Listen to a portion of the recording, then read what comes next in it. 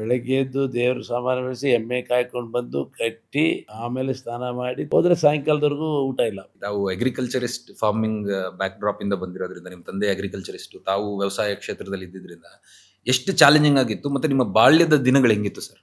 ಬಾಲ್ಯದ ದಿನಗಳು ನಮ್ದು ಭಾಳ ಚಿಕ್ಕ ಹಳ್ಳಿ, ಒಂದು ಕುಗ್ರಾಮ, ಒಂದು 89 ಮನೆ ಇತ್ತು. ಇವಾಗ ಒಂದು 200-300 ಮನೆ ಆಗಿದೆ. ಬಾಲ್ಯ ದಿನಗಳು ನಾವು ಹಳ್ಳಿಯಲ್ಲೇ ಇದ್ದವರು. ಹಳ್ಳಿ 1ರಿಂದ 4ನೇ ಕ್ಲಾಸ್ವರೆಗೂ ನಮ್ಮ ಊರಲ್ಲೇ ಶಾಲೆ. ಕಲಿಯೋದು ಅವಾಗ ABCD ಗೊತ್ತಿಲ್ಲ ನಮಗೆ. ಡೈಲಿ ರುಟೀನ್ ಸ್ಕೂಲ್ಗೆ ಹೋಗೋದು ಬರೋದು, ಮತ್ತು ಅದ್ರ ಜೊತೆಗೆ ಮನೆ ಕೆಲಸ ಎಲ್ಲ ಹಚ್ತಾಯಿದ್ರು ಚಿಕ್ಕವರಿದ್ದಾಗ. ಮಕ್ಕಳನ್ನ ನಮ್ಮ ತಂದೆ ಆವಾಗಲೇ 100 ಏಕರ್ಸ್ ಇತ್ತು ಲ್ಯಾಂಡು. ಇದ್ದರೂ ಕೂಡ ಮಕ್ಕಳು ಬಿಟ್ಟರೆ ಹಂಗೆ ಇದಾಗ್ತಾರೆ ಅಂತ ಅವ್ರಿಗೆ ಕೆಲಸ ಹಚ್ಬೇಕು. ಬೆಳಗ್ಗೆ ಎದ್ದು ದೇವ್ರ ಸಾಮಾನೆಲ್ಲ ತೊಳ್ಕೊಂಬರೋದು, ಆಮೇಲೆ ಪೂಜೆ ಮಾಡೋದು, ಆಮೇಲೆ ಸ್ಕೂಲ್ಗೆ ಹೋಗೋದು ಬರೋದು. 5, 6, 7ನೇ ಕ್ಲಾಸ್ ಅಲ್ಲಿಂದ ದಿನ ಬಾರಂಗಿ ಅಂತ ನೆಕ್ಸ್ಟು 5 ಕಿಲೋಮೀಟ್ರ್ ನಡ್ಕೊಂಡು ಹೋಗ್ಬೇಕು. 5 ಕಿಲೋಮೀಟ್ರ್ ನಡ್ಕೊಂಡು ಹೋಗೋದು, 5 ಕಿಲೋಮೀಟ್ರ್ ನಡ್ಕೊಂಬಂದು ದಿನ 10 ಕಿಲೋಮೀಟ್ರ್ ನಡೀತಾಯಿದ್ವಿ. ಆವಾಗ ನಮಗೆ ಬಸ್ ಇರಲಿಲ್ಲ, ಮತ್ತು ರಸ್ತೆಗಳಿರಲಿಲ್ಲ. ಎಲ್ಲ ಕೆರೆ ಕಟ್ಟೆಗಳು, ಮಳೆಗಾಲ ಬಂದರೆ ಸೊಂಟದವರೆಗೂ ನೀರು. ಆ ನೀರಲ್ಲಿ, ಕೆಸರಲ್ಲಿ ಇದೆಲ್ಲ ನಡ್ಕೊಂಡು ಸ್ಕೂಲ್ಗೆ ಹೋಗ್ತಾಯಿದ್ವಿ. ಅಲ್ಲಿ ಹೋದಾಗ ಬಾರಂಗಿ ಅಂತ ಅಲ್ಲಿ ಓದ್ತಾಯಿದ್ವಿ. ಆವಾಗ ಮನೆಯಲ್ಲಿ ಬೆಳಗ್ಗೆ ಎದ್ದು ದೇವ್ರ ಸಾಮಾನು ಬೆಳೆಸಿ ಎಮ್ಮೆ ಕಾಯ್ಕೊಂಡು ಬಂದು ಕಟ್ಟಿ ಆಮೇಲೆ ಸ್ನಾನ ಮಾಡಿ ತಿಂಡಿ ತಿನ್ಕೊಂಡು ಹೋಗೋದು. ಹೋದರೆ ಸಾಯಂಕಾಲದವರೆಗೂ ಊಟ ಇಲ್ಲ. ಅಲ್ಲಿ ಹಾಸ್ಟೆಲ್ ಇರಲಿಲ್ಲ. ಆಮೇಲೆ ಅಲ್ಲಿ ಆವಾಗ ನನಗೆ ಬೇರೆ ಬಾಸೂರು ಭರಮಜ್ಜ ಅಂತಿದ್ರು, ಅವ್ರ ಮನೆಗೆ ಅಲ್ಲಿ ಊಟ ಮಾಡು ಅಂತ ಹೇಳ್ತಾಯಿದ್ರು. ಪಾಪ ಅವ್ರು ಭಾಳ ಪ್ರೀತಿ ಮಾಡೋರು. ಮಧ್ಯಾಹ್ನ ಹೋಗಿ ಅವ್ರ ಮನೆಗೆ ಊಟ ಮಾಡೋದು. ಅದೇನೋ ಒಂಥರ ಮುಜುಗರ ಆಯಿತು ನನಗೆ.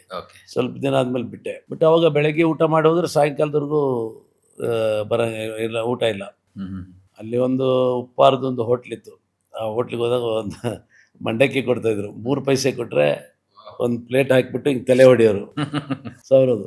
6 ಪೈಸೆ ಕೊಟ್ಟರೆ ಫುಲ್ಲು. ಆವಾಗ ದುಡ್ಡು ಕೂಡ ಕೊಡ್ತಾ ಇರಲಿಲ್ಲ ಮನೇಲಿ. ಸೊ ಅದೊಂದು ನೆನಪು ಇವತ್ತಿಗೂ. ಸೊ ಆ ರೀತಿ ಮಾಡ್ಕೊಂಡು ಸಾಯಂಕಾಲ ಬರುವಾಗ ಗಿಣವಾಲ ಅಂತ ಗುಡ್ಡ ಇದೆ ಅಲ್ಲಿ. ಆ ಗುಡ್ಡಕ್ಕೆ ಹೋಗಿ ಗಿಣವಾಲದ ಹುಡುಗರು ನಾವು ಆ ಗುಡ್ಡದಲ್ಲಿ ಕುಸ್ತಿ ಆಡೋದು, ಇಲ್ಲ ಅದೇ ಗೇಮ್ ಅದೆಲ್ಲ ಮಾಡ್ಕೊಂಡು ಆಮೇಲೆ ಊರಿಗೆ ಬರೋದು. ಈ ರೀತಿ 5, 6, 7 ಬಾರಂಗಿ ಎಲ್ಲ ಇತ್ತು. 8, 9, 10ಕ್ಕೆ ಚಿಕ್ಕೇರು ಊರಿಗೆ ಬಂದೆ. ಚಿಕ್ಕೇರೂರಲ್ಲಿ ಒಂದು ರೂಮ್ ಮಾಡ್ಕೊಂಡು ಹಾಸ್ಟ್ಲಿಗೆ ಸೇರಿದ್ವಿ. ಹಾಸ್ಟ್ಲ್ ಊಟ ಇಡಿಸ್ಲಿಲ್ಲ. ಆಮೇಲೆ ನಾವೇ ಅಡುಗೆ ಮಾಡ್ಕೊಂಡು ಊಟ ಮಾಡ್ತಾಯಿದ್ವಿ. ಒಂದು ರೂಮು ₹6 ಒಂದು ರೂಮಿಗೆ ರೆಂಟು. ನಾವು ತಿಂಗಳಿಗೆ. ನಮ್ಮ ಅಣ್ಣ, ನಾನು ಮತ್ತು ಇನ್ನೊಬ್ಬರು ಶಿವನಗೌಡ ಅಂತಿದ್ರು. ಅವರು IFS ಮಾಡಿದರು. IFS ಮಾಡಿ no more no. He was principal chief conservator ಆಗಿದ್ದರು. ಅವರು BSc. ಇನ್ನೊಬ್ಬರು ಯುವರಾಜ್ ಅಂತ. 4 ಜನ ನಾವೇ ಅನ್ನ ಮಾಡ್ಕೊಳ್ಳೋದು. ನಮ್ಮವ್ವ ತಂಬಳಿ ಅಂತ ಮಾಡ್ತಿದ್ರು ನಮ್ಮ ಕಡೆಗೆ. ಈ ಸಾರಿನ ಹಿಟ್ಟು ಕಲಿಸ್ಕೊಡೋರು. ಅನ್ನ ಮಾಡಿಕೊಂಡು ನೀರು ಕಾಯಿಸ್ಕೊಂಡು ಆ ಸಾರನ್ನ ಅದ್ರಾಗ ಹಾಕಿ ಅದು ಕಡ್ಕೊಂಬಿಟ್ಟು ಸಾರು ಮಾಡ್ಕೊಂಡು ಊಟ ಮಾಡೋದು. ಈ ರೀತಿ ನಮ್ಮ ದಿನಂಪ್ರತಿ.